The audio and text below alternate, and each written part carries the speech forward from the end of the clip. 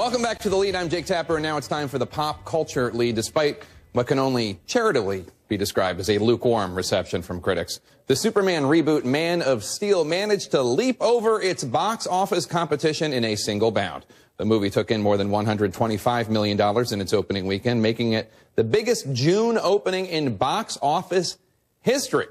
Even though an attempt at a Superman update flopped just a few years ago, there is a savior being tied to the success of the film's latest installment. And no, I'm not talking about producer Christopher Nolan. The Lead's Aaron McPike is here now with more on Man of Steel's Christian connection.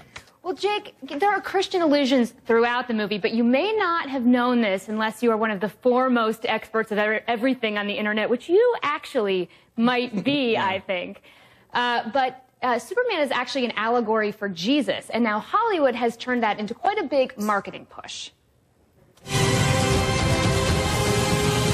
When Superman, the Man of Steel, landed in theaters this weekend, it got a surprising boost from the pulpit. Warner Brothers partnered with a Christian public relations firm to get pastors across the country into advanced screenings of the film. Somewhere out there you have another father, and he sent you here for a reason. The marketers have also prepared an entire sermon titled Jesus, the Original Superhero, complete with clips from the film, all aimed at pointing out how Superman could be interpreted as an allegory for Jesus. We will give the people of Earth an ideal to strive towards. It will help them accomplish wonders. You can actually see exactly what's being projected behind us here. Pastor Quentin Scott from Shiloh Christian Community Church in Baltimore attended one of the screenings. There was an actual, push to say, hey, we're actually putting out something that speaks to your group and everything. And did you take it seriously at first? I mean, what did you think? Truthfully, no. When I sat and I actually looked at the movie and started to see how it was the story of Christ and the love of God was weaved into the story, I was very excited. What's the S stand for? It's not an S. On my world, it means hope. Well, here it's an S. All this may sound strange, but Hollywood has long known that churches can make movie miracles occur. Not just with overtly religious movies like The Passion of the Christ, but also with general family-oriented fare. The formula? Get pastors talking and congregations start walking right into the box office. You just have to decide what kind of man you want to grow up to be, Clark.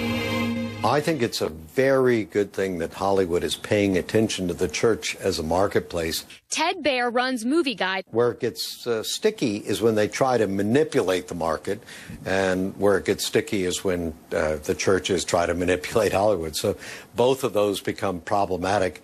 I think in this case you've got a good match. Here we have a message about Superman and really an underlying message about the original Superman, Jesus Christ. Are you concerned that this studio is using you and religious groups to sell this movie? They're using us, but in fact, we're using them.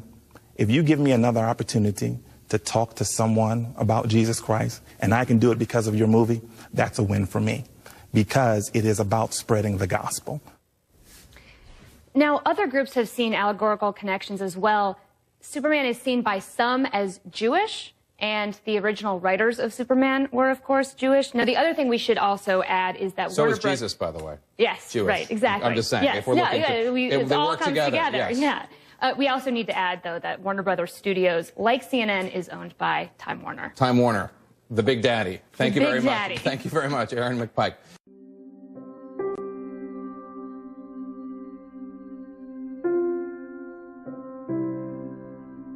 Goodbye, my son. Our hopes and dreams travel with you. He'll be an outcast. I'll kill him. How? He'll be a god to them.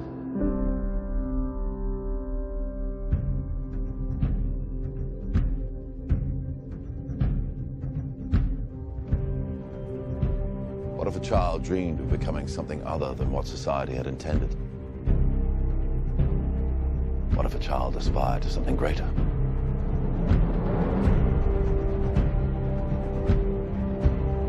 My son was in the bus.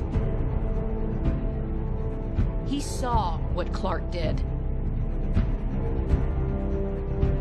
You're the answer, son. You're the answer to are we alone in the universe? Can I just keep pretending I'm your son? You are my son. And I have to believe that you were sent here for a reason. And even if it takes the rest of your life, you owe it to yourself to find out what that reason is. How do you find someone who has spent a lifetime covering his tracks? For some, he was a guardian angel. For others, a ghost who never quite fit in. You will give the people of Earth an ideal to strive towards. They will race behind you. They will stumble. They will fall. But in time, they will join you in the sun. In time, you will help them accomplish wonders.